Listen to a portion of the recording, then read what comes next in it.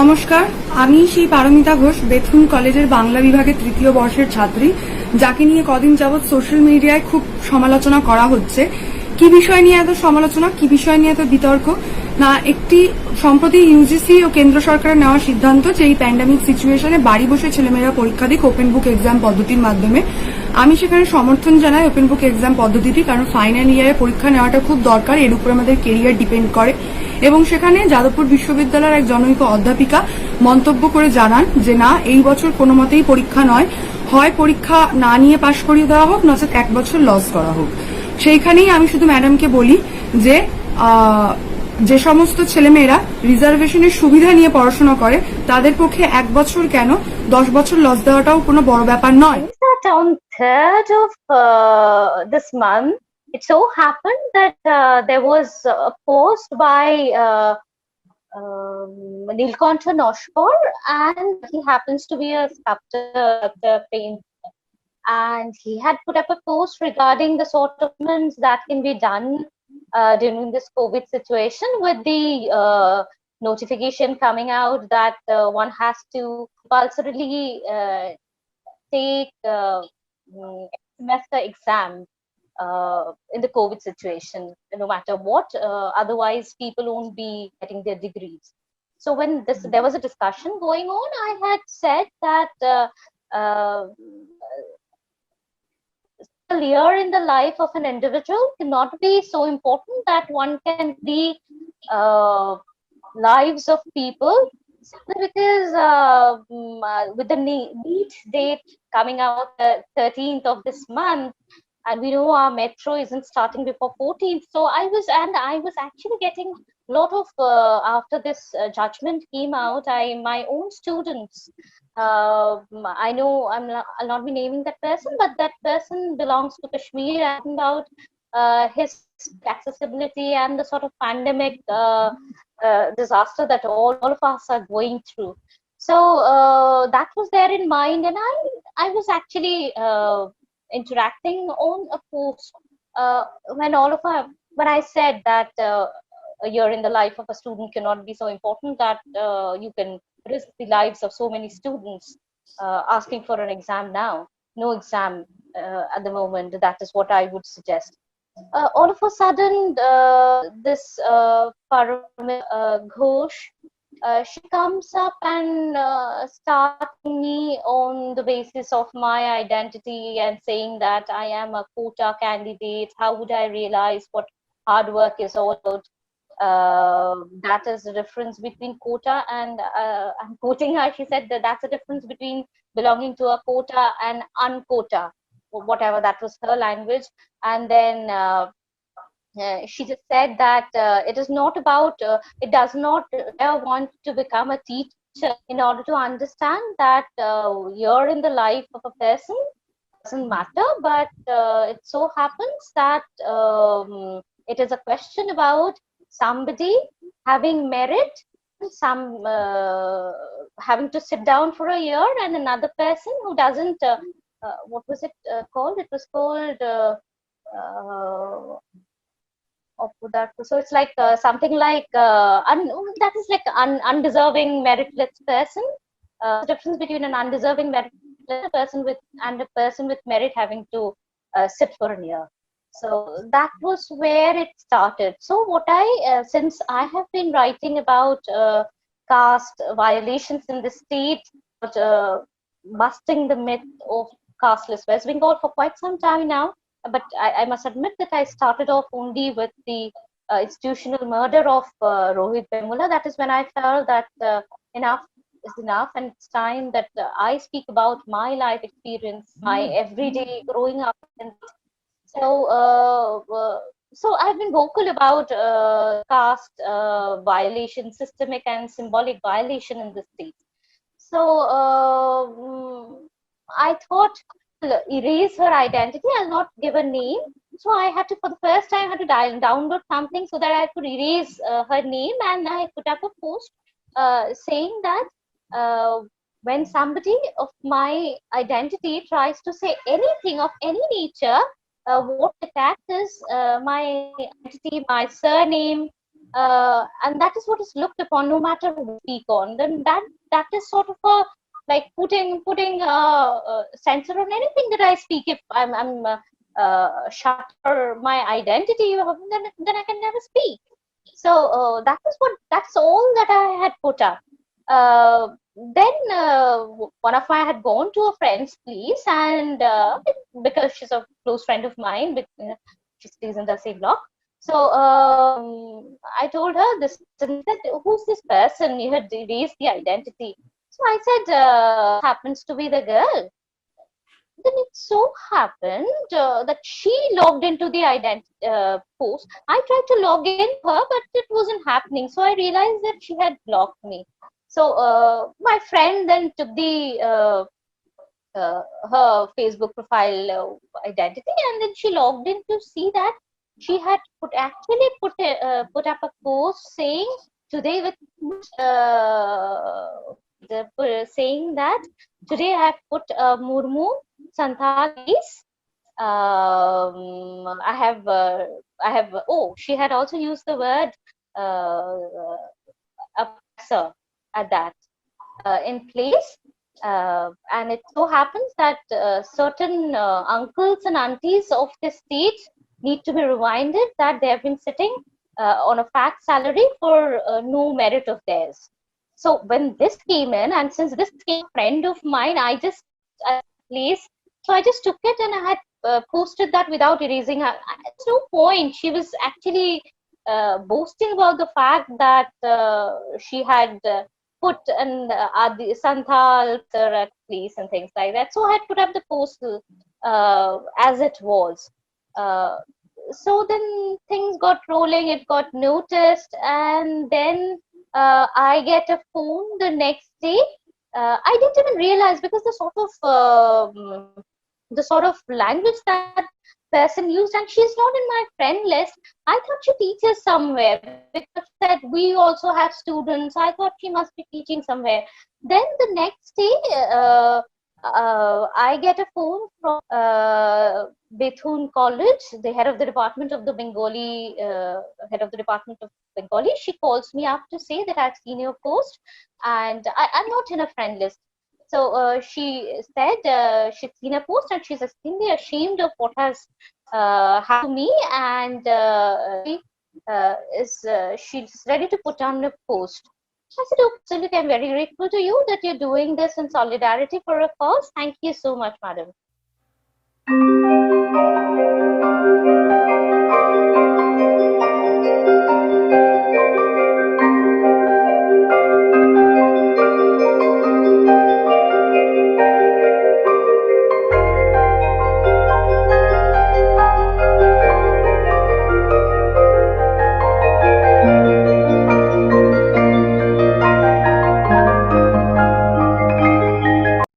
নমস্কার, আমি সেই পারমিতা ঘোষ, বেথুন কলেজের বাংলা বিভাগের তৃতীয় বর্ষের ছাত্রী, যাকে নিয়ে কদিন যাবৎ সোশ্যাল মিডিয়ায় খুব সমালোচনা করা হচ্ছে।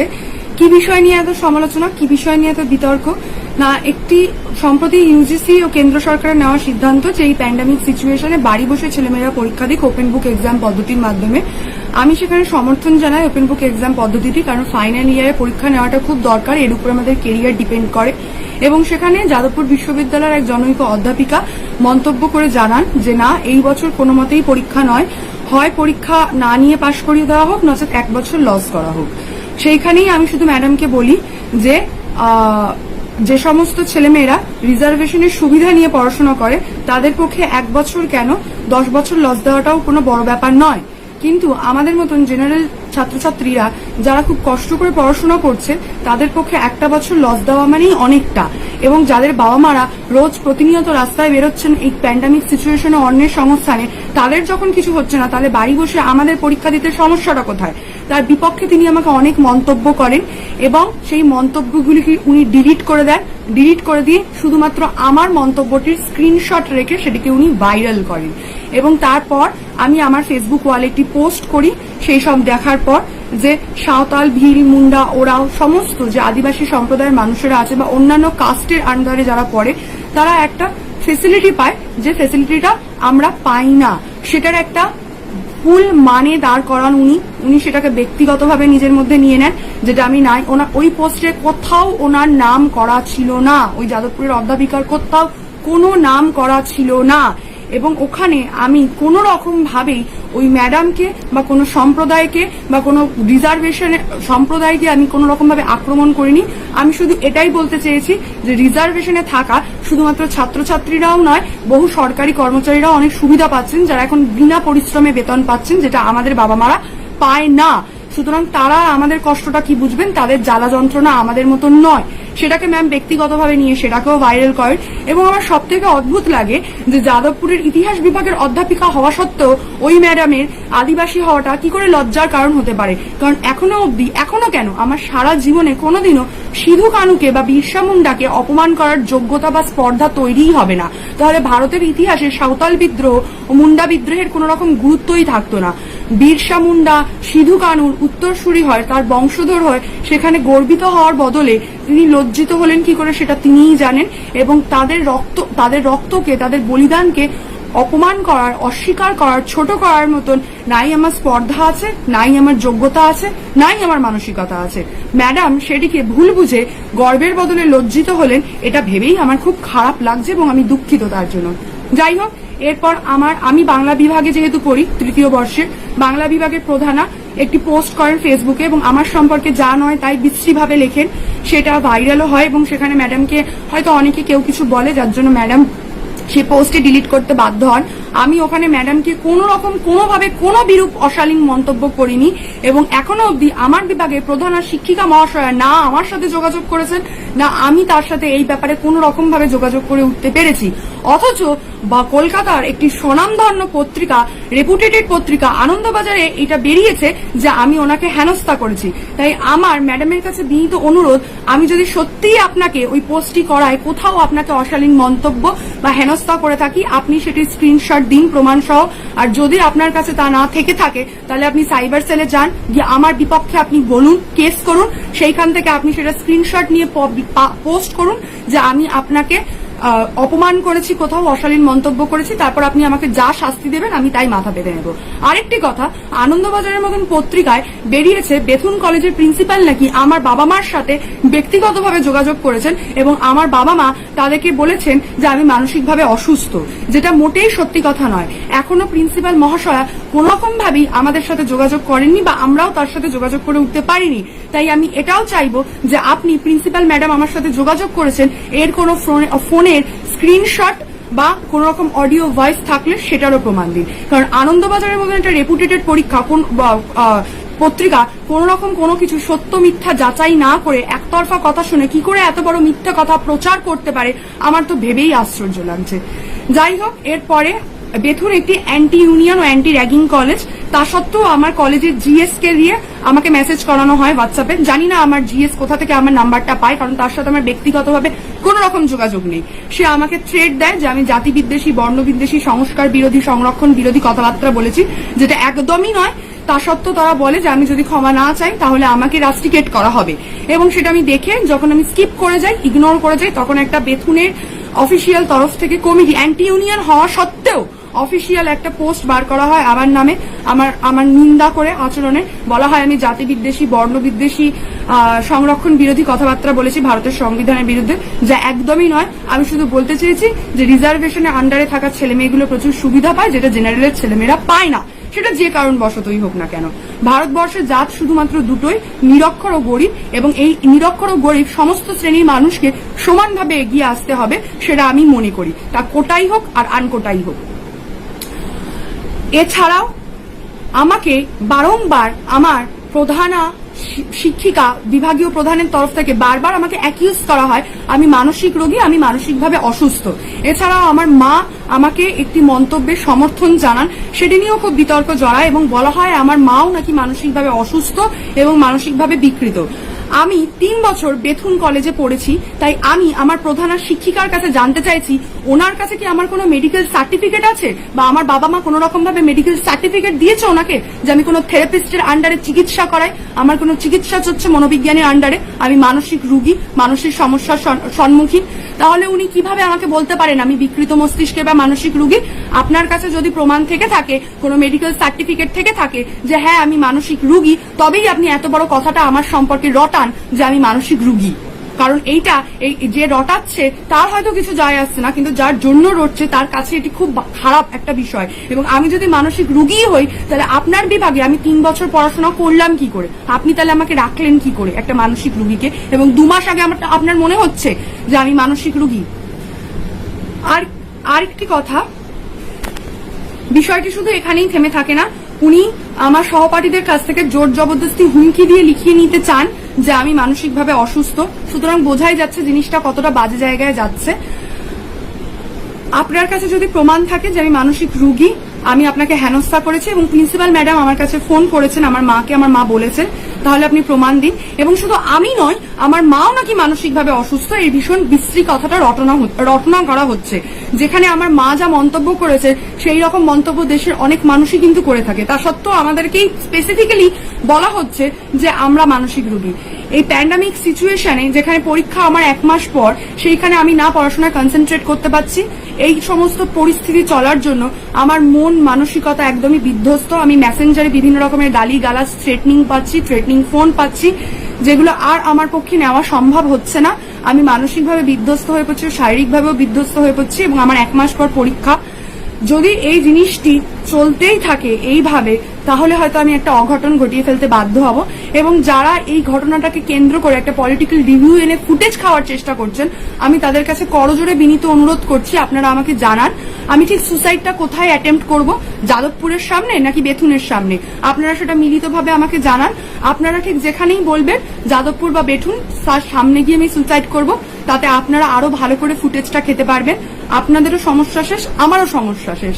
আর বাকি রইল লোকজনের কাছে যারা কিছু না জেনে বুঝে, মিথ্যে ঘটনা আগু পিছু কিছু না জেনেই শুধুমাত্র একটা বিষয়কে এইভাবে রটিয়ে যাচ্ছেন, একটা ছোট্ট ঘটনাকে তিল থেকে তাল করার চেষ্টা করছেন। এবং ভারতের প্রতিটা স্বাধীন নাগরিকের মৌলিক অধিকার, ফ্রিডম অফ স্পিচকে খর্ব করার জন্য যেই অনৈতিক বিষয়টা কন্টিনিউয়াসলি সোশ্যাল মিডিয়ায় চলে যাচ্ছে, এবং আপনারাও কিছু না জেনে বুঝে শেয়ার করে যাচ্ছেন, আপনাদের কাছেই আমার বিনীত অনুরোধ, মিথ্যে কথা তো অনেক কিছু না জেনে বুঝে রটালেন, তো এই সত্যি কথাটাও না হয় জেনে বুঝে একটু রটান এবং আমাকে এই বিষয়টা থেকে নিষ্কৃতি পেতে সাহায্য করুন।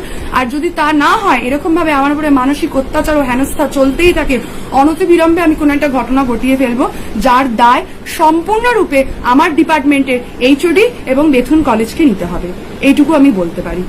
সুতরাং আপনাদের কাছে বিনীত অনুরোধ, সত্যটাকে সামনে নিয়ে আসুন এবং সত্যটাকে যাচাই করুন। ভালো থাকবেন, সুস্থ থাকবেন। নমস্কার।